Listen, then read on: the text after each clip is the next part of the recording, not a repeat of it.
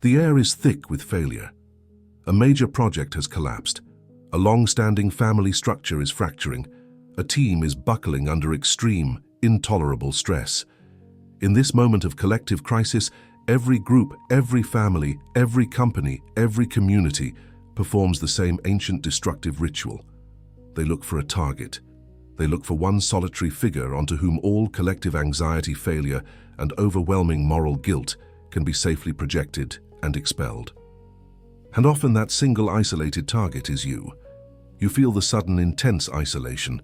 You carry the crushing weight of undeserved systemic guilt. You have been designated the scapegoat. This is one of the most destructive and terrifying psychological mechanisms known to human society, operating entirely outside of conscious control. It happens in toxic workplaces where one person is constantly criticized for systemic failures they did not engineer. It happens in dysfunctional families where one child is unfairly blamed for all parental conflicts and emotional chaos. The problem is not your competence, your character, or your specific mistake. The problem is that you are trapped by a hidden unconscious mechanism that ensures the survival and moral purity of the group, always at your expense. If you want to understand why you are constantly taking the collective blame and how to finally break free from this vicious, cyclical process of being the target, you must fully understand the powerful, ruthless science of the scapegoat mechanism. This is not about discipline. It is about recognizing and surviving social warfare. You are not flawed. You are not destined to be a victim. You are simply vulnerable to a powerful, stabilizing social dynamic called groupthink. Groupthink in this context is the tendency of highly cohesive groups, especially those under extreme duress, to prioritize absolute uniformity and immediate agreement over critical, painful evaluation of their own shortcomings. When a group faces internal stress, external failure, or moral bankruptcy, its primary unconscious psychological goal is to maintain its own stability, unity, and positive self-image. It fears disintegration above all else. It fears admitting collective failure because that implies collective moral flaw and moral accountability. This fear creates intolerable internal dissonance and paralyzing anxiety. To resolve this profound internal chaos, the group needs a single, clean, morally simple narrative that explains the failure without indicting the collective, the scapegoat. This mechanism instantly restores the group's unity and its fragile moral standing. They become the good guys, the virtuous victims who were harmed or undermined by the bad guy and you. The speed and stunning certainty with which this narrative is established and disseminated is terrifying to the target. The truth is irrelevant in this process. The functional requirement of the lie is what matters most to the group's survival. This mechanism is not new or accidental.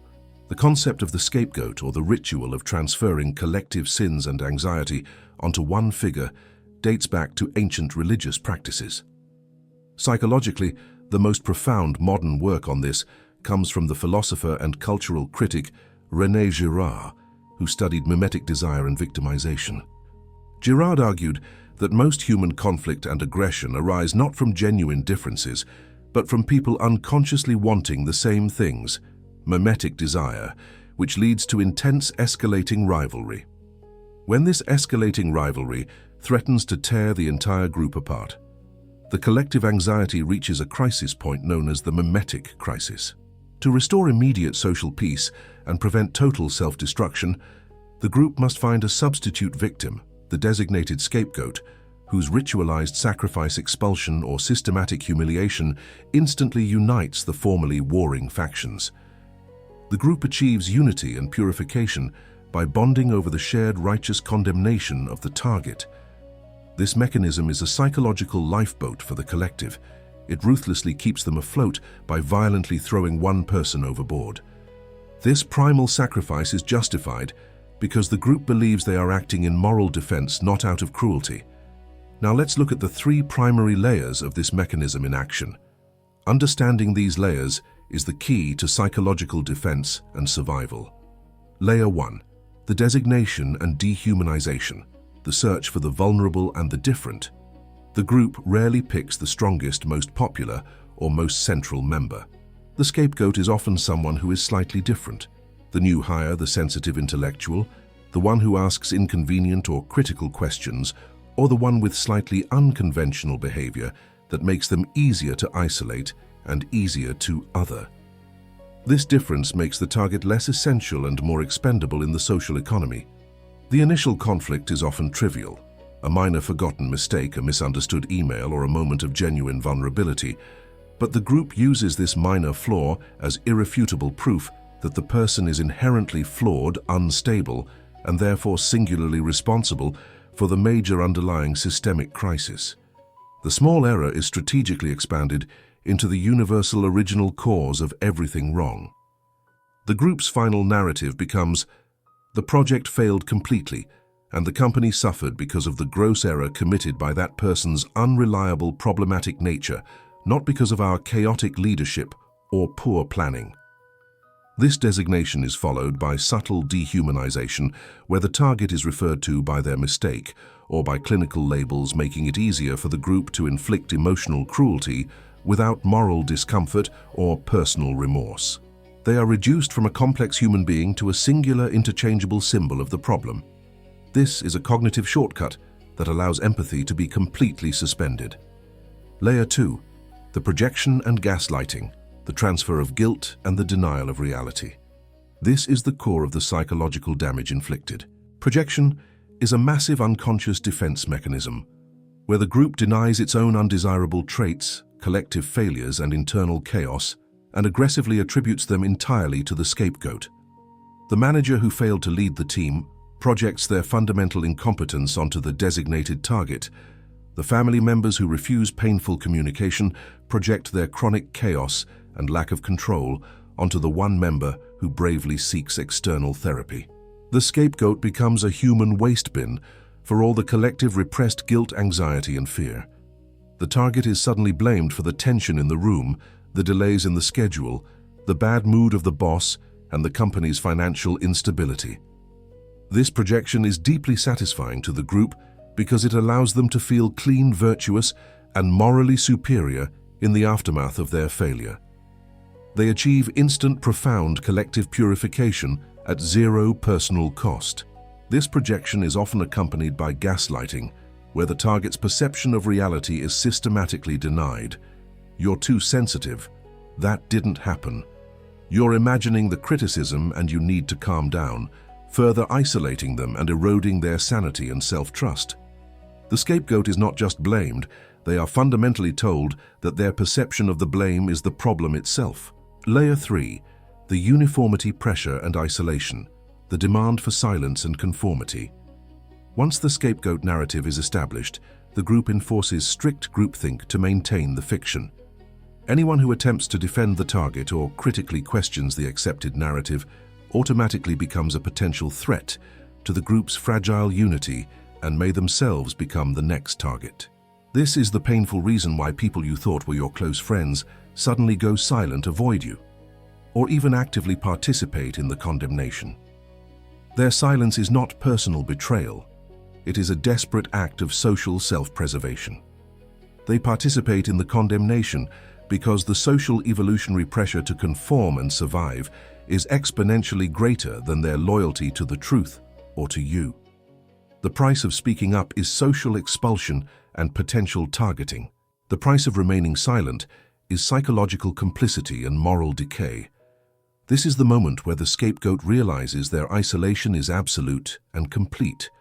They become the group's necessary sacrificial lamb, ensuring the survival of the collective narrative over the survival of the individual truth. Case study expansion. The mechanism in different social contexts and historical analogies. To truly grasp the scope of this danger, we must observe its universality. The mechanism operates identically across diverse social structures. A. The family system, the black sheep narrative, and generational trauma. In a dysfunctional family, the scapegoat is the person who is designated the troublemaker or the black sheep. This designation allows the parents and siblings to ignore the core issue, such as marital dissatisfaction, parental immaturity, or addiction.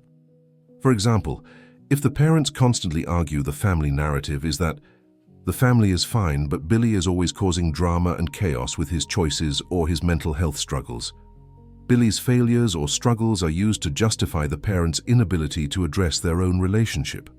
The scapegoat effectively carries the family's emotional illness, so the system itself can claim health and stability. Furthermore, the scapegoat often inherits generational trauma.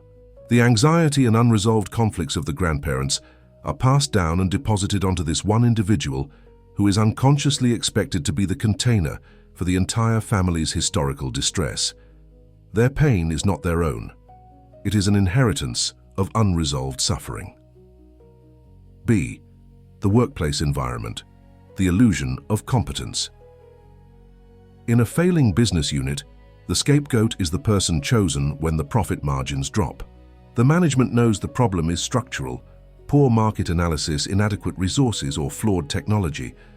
But firing a scapegoat, say Sarah in marketing, allows the remaining executives to say, "We identified the weak link and removed the problem." This act restores investor confidence, provides a dramatic moment of action, and avoids the painful process of comprehensive structural change.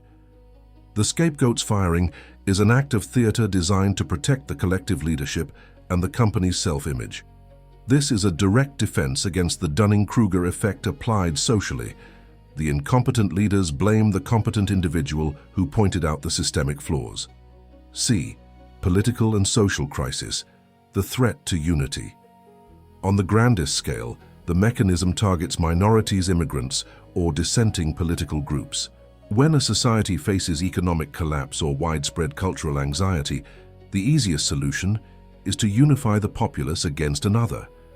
The chosen group is blamed for the high taxes, the lack of jobs, or the moral decay.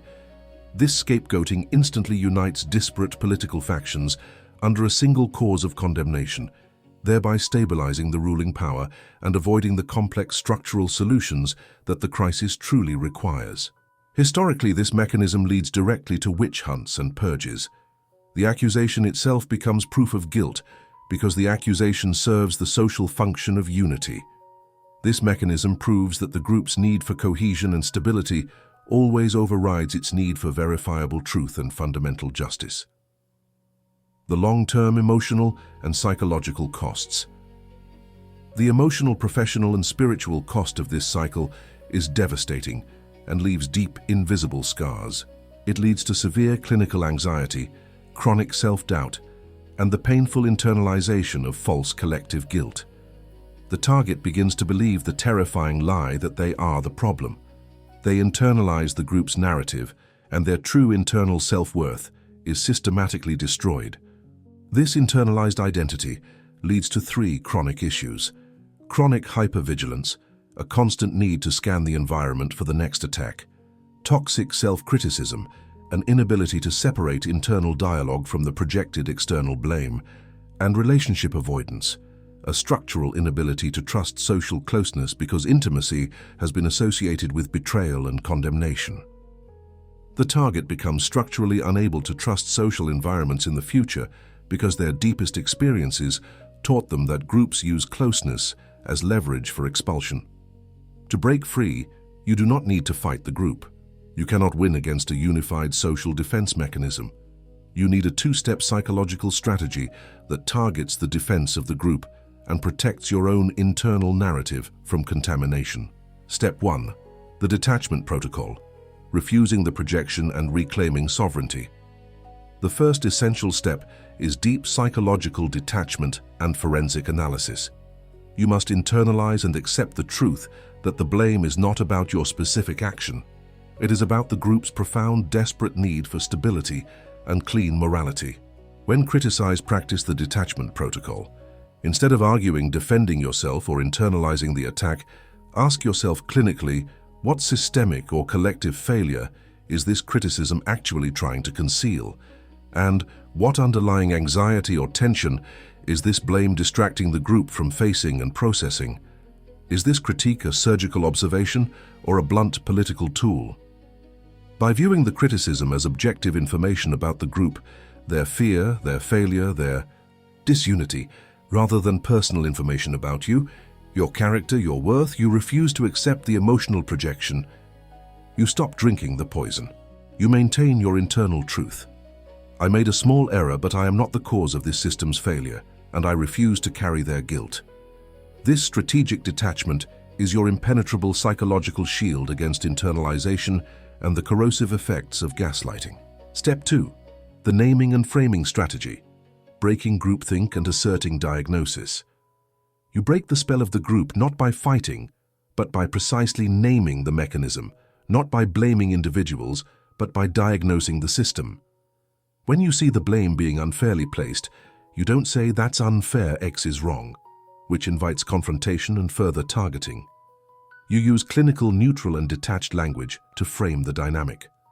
You can say, "It seems we are all feeling extremely stressed right now, and when systems face this level of crisis, the default response is often to activate the scapegoat mechanism to regain stability. Let's redirect this powerful energy to solving the actual issue, which is the systemic failure, not the person." By naming the scapegoat mechanism, or the groupthink in neutral terms, you force the collective defense system into conscious public awareness. This instantly slows down the momentum of the blame and forces the group to confront their own action. You are not fighting, you are strategically diagnosing the social disease and asserting intellectual clarity in the face of emotional chaos.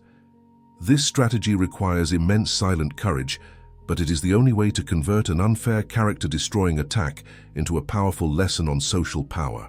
You must learn to separate your inherent worth and your true identity from the functional role of the scapegoat. You are not defined by the anxiety others project onto you.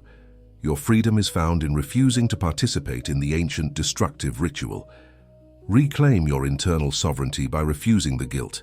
If this video helped you understand why you have been the target of blame and you are ready to stop carrying the undeserved guilt of others, hit that subscribe button right now. Your subscription helps us bring more powerful, actionable psychology to the world. And if you're ready to detach from the projection, comment below and tell me, what is the one blame you are going to leave behind today? Let's commit to self-sovereignty together.